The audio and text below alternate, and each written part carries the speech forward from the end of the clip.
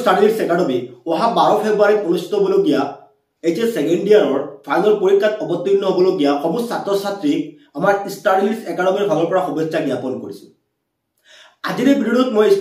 Specially discuss কৰিম ইংৰাজী তোমালোকে 100 মাৰ্কৰ ভিতৰত 100 মাৰ্কৰ আনসাৰ কেনেদৰে কৰি আহিব পাৰা এইখিনি ডিছকাছ কৰিম। যিসকলে চিন্তা কৰি আছে ইংৰাজীক লৈ আমি ইংৰাজী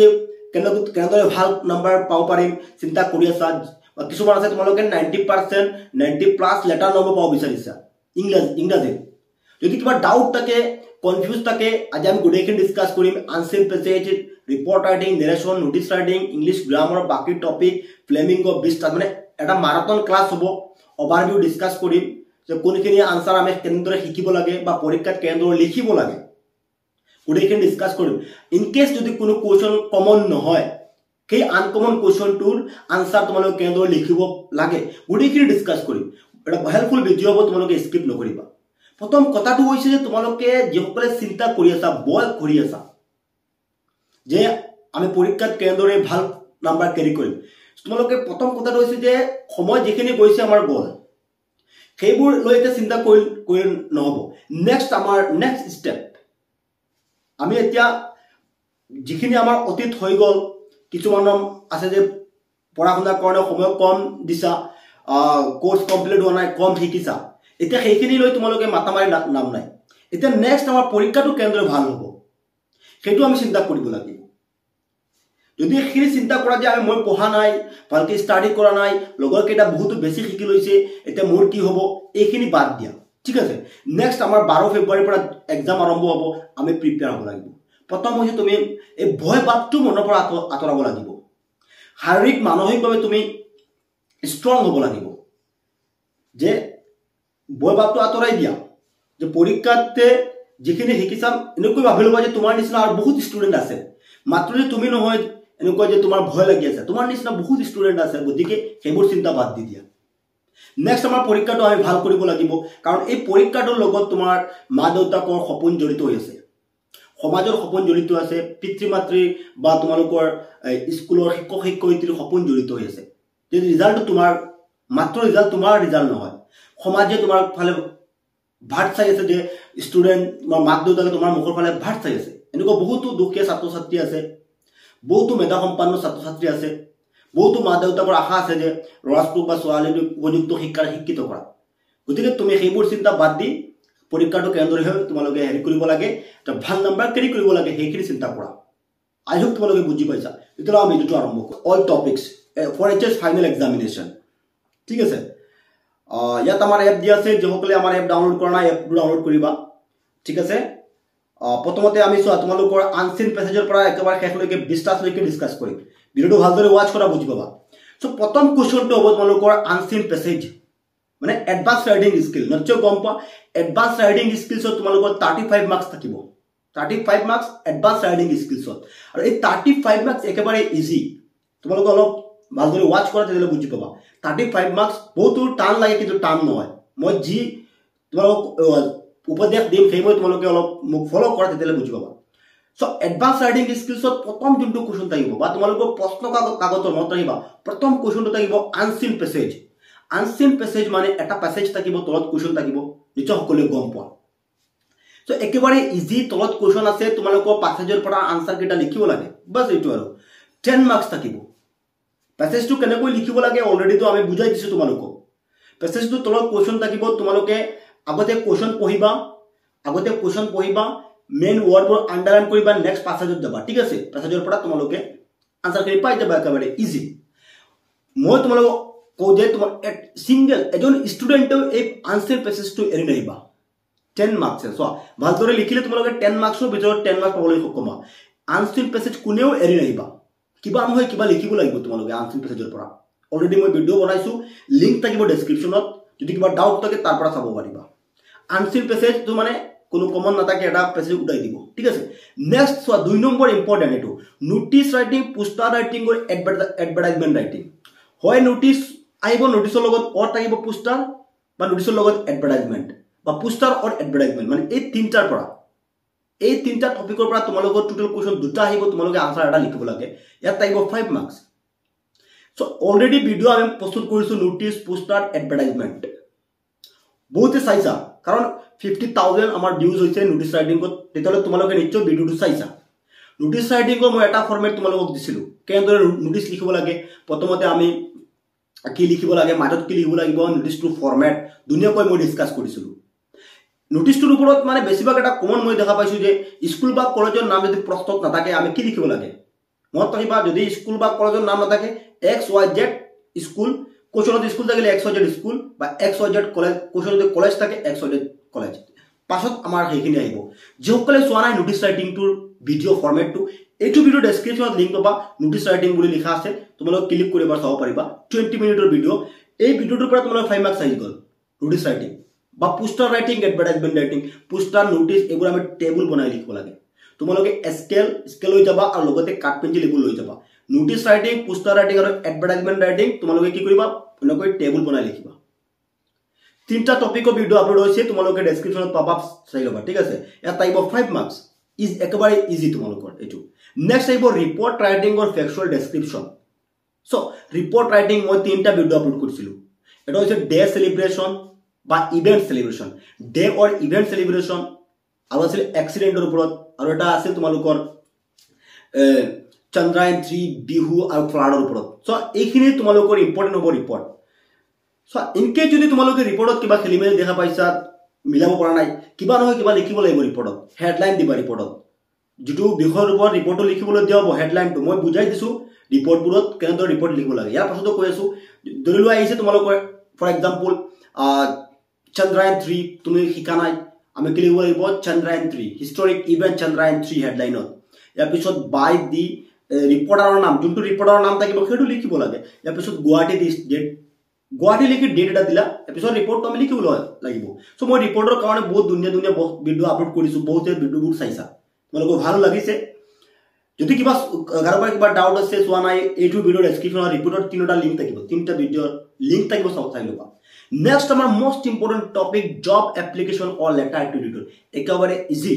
জব এপ্লিকেশ্যন এটা আনচাৰ শিকিলে জব এপ্লিকেশ্যন তোমালোকৰ 10 মাৰ্কছ তোমালোকৰ হাতত আহি গ'ল মই ধুনীয়াকৈ এটা ফৰ্মেট ডিছকাছ কৰিছোঁ যে জব এপ্লিকেশ্যন কেনেদৰে লিখিব লাগে English teacher maths teacher science teacher manager কেনেদৰে লিখিব লাগে এইখিনি মই তোমালোকৰ লগত আলোচনা কৰিছোঁ নিশ্চয় সকলোৱে চাইছা লেটাৰ টু এডিটৰ মই তোমালোকক ডিছকাছ কৰিছোঁ ফাৰ্ষ্ট প্ৰিফাৰেঞ্চ দিবা তোমালোকে জব এপ্লিকেশ্যনটো তোমালোকে লিখা ট্ৰাই কৰিবা ইনকেছ যদি কাৰোবাৰ কিবা প্ৰব্লেম হৈছে জব এপ্লিকেশ্যনত তোমালোকে লেটাৰ টু এডিটৰ লিখিব পাৰা কাৰণ লেটাৰ টু এডিটৰৰ এটা আনচাৰ শিকিলে হৈ যায় তোমালোকে মোৰ ভিডিঅ'বোৰ চাইছা নিশ্চয় লেটাৰ টু এডিটৰটো এইখিনি আমাৰ আছিল এডভান্স ৰাইটিং স্কিলছ আই হোপ তোমালোকে এইখিনি শিকিছা যদি কিবা ডাউট হৈছে ডেছক্ৰিপশ্যনত লিংক আছে প্ৰতিটো টপিকৰ ভিডিঅ' প্ৰতিটো টপিক মই তোমালোকৰ কাৰণে আপলোড কৰি ৰাখিছোঁ বহুতে চাইছা যিসকলৰ কিবা ডাউট আছে ডেছক্ৰিপশ্যনত যোৱা তোমালোকে এটাকৈ ভিডিঅ' চোৱা তেতিয়াহ'লে জব এপ্লিকেশ্যন এটা চালে তোমালোকৰ 10 মাৰ্কছ হৈ গ'ল এৰি নাহিবা যি জনা লিখিব লাগিব whatever you know' you have to write যি জনা তোমালোকে কিবা লিখা ট্ৰাই কৰিবা ঠিক আছে ইয়াত আছিল আমাৰ এডভান্স ৰাইটিং স্কিলছ 35 যদি তোমালোকে অলপ ট্ৰাই কৰাই 35ৰ ভিতৰত তোমালোকে 35 অপশ্যন কেৰি কৰিব পাৰিবা ঠিক আছে আই হোপ বুজি পাইছা নেক্সট আহি গ'ল আমাৰ ইংলিছ গ্ৰামাৰত আছে 20 মাৰ্কছ প্ৰথমত আহিছে নেৰেশ্যন ভইচ চেঞ্জ কাৰেক্টেজ preposition transformation of sentences so' নেৰেশ্যনত তোমালোকে প্ৰিভিয়াছ ইয়াৰৰ কুৱেশ্যন চোৱা ডাইৰেক্টৰ পৰা ইনডাইৰেক্ট পৰা ডাইৰেক্ট মই কেইটামান ভিডিঅ' আপলোড কৰিছিলোঁ নেৰেশ্যনৰ নেক্সট আহিছে ভইচ চেঞ্জ একেবাৰে সহজ assertive sentence active to passive passive to active মই এনেকৈ পৃথক ভিডিঅ' আপলোড কৰিছিলোঁ কেনেদৰে এছাৰ্টিভ সেন্টেন্স কৰিব লাগে চ' এইটোৰ এটা তোমালোকৰ এডভান্টেজ আছে যে ধৰি লওক ভইচ চেঞ্জ 3 মাৰ্কছ আছে কুৱেশ্যন থাকিব 5টা বা 6টা যি 3টা তোমাৰ সহজ লাগে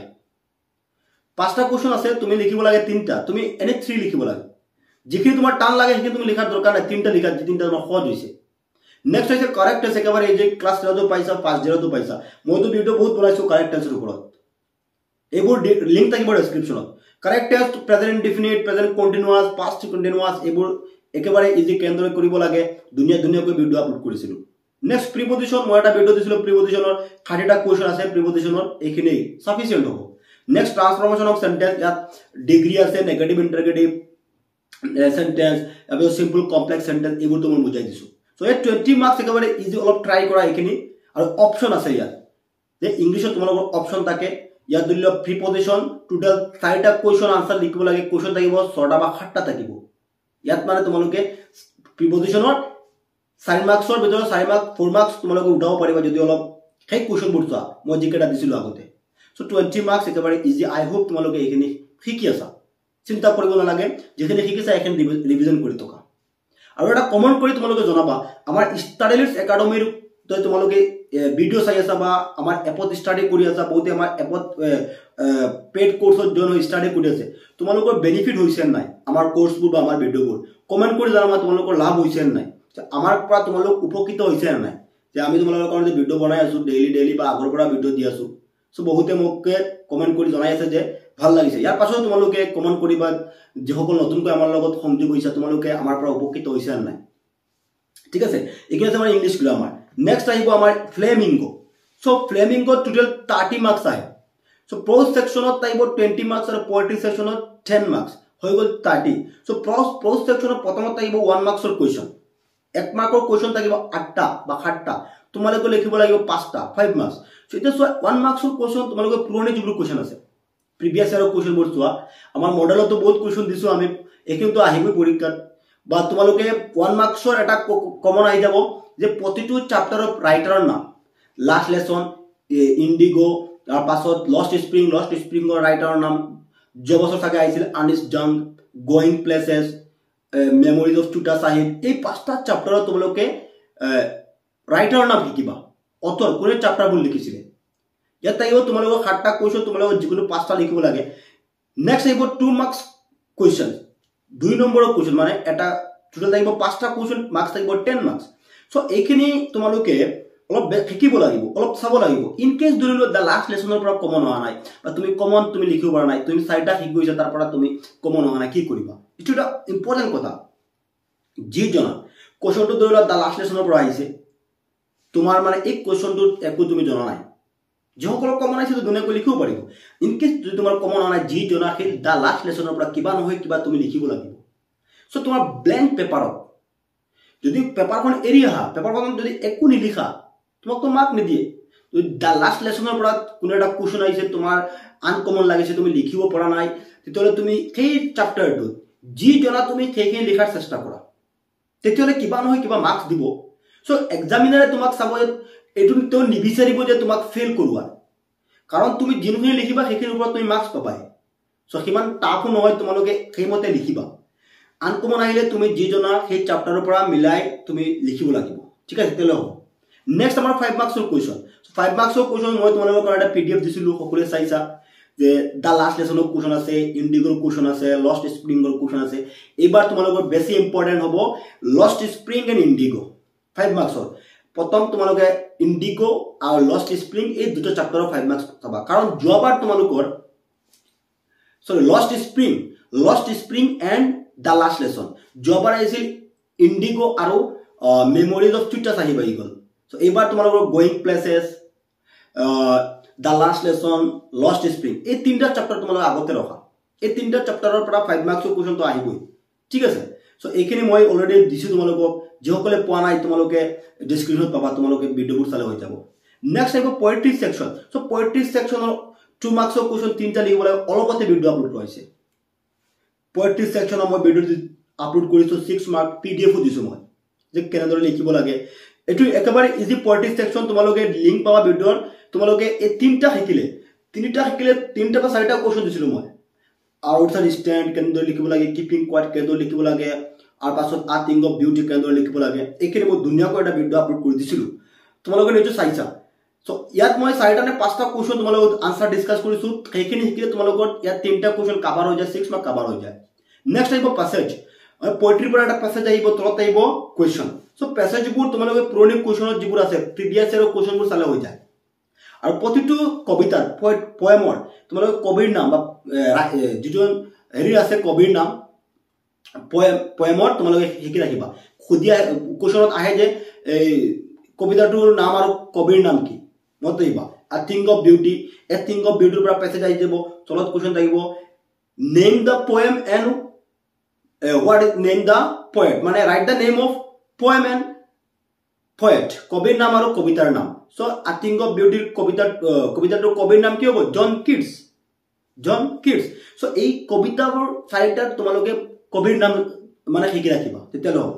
পেছেজটোৰ পৰা এনেকৈ কোৱেশ্চন আহে বাকি পয়েট্ৰিকটো মই কোৱেশ্চন দি দিলো সো এইখিনি আছে তোমালোকৰ ফ্লেমিংৰ যিখিনি শিকিছা এইখিনি ৰিভিজন কৰা যদি আনকমন কিবা কোৱেশ্চন আনকমন লাগিছে যিজনা হেডু চ্যাপ্টাৰৰ পৰা তুমি মিলাই লিখা হৈ যাব ঠিক আছে নেক্সট আহিব বিস্টাস সো বিস্টাসটো একেবাৰে ইজি বিস্টাসৰ 2 মাৰ্কছৰ কোৱেশ্চন আহিব কেইটা চাৰিটা তোমালোকে লিখিব লাগে চাৰিটা 8 মাৰ্কছ আৰু 7 মাৰ্কছৰ এটা দুটা কোৱেশ্চন আহিব তুমি লিখিব দুটা বা তিনটা আহে তুমি লিখিব লাগে এটা 2 মাৰ্কছৰ তো অলৰেডি মই আনসাৰ দিছো 21 কোৱেশ্চন দিছিলো তোমালোকে বুজি পাইছা চাইছা 7 মাৰ্কছৰ মই দিছিলো 7 মাৰ্কছৰ তোমালোকে প্ৰথমতে হেৰি কিবা চাবা মাঘ বিহু বা মাঘৰ দুমাহী এই চ্যাপ্টাৰটোৰ পৰা তোমালোকে 7 মাৰ্কছৰ কোৱেশ্চন হোৱাৰ চান্সেছ বেছি এইবাৰ নেক্সট আৰু চ্যাপ্টাৰ আছে সেইখিনি তোমালোকে চাই আছা নিশ্চয় আই হোপ তোমালোকে শিকি আছা নিশ্চয় পৰীক্ষাৰ কাৰণে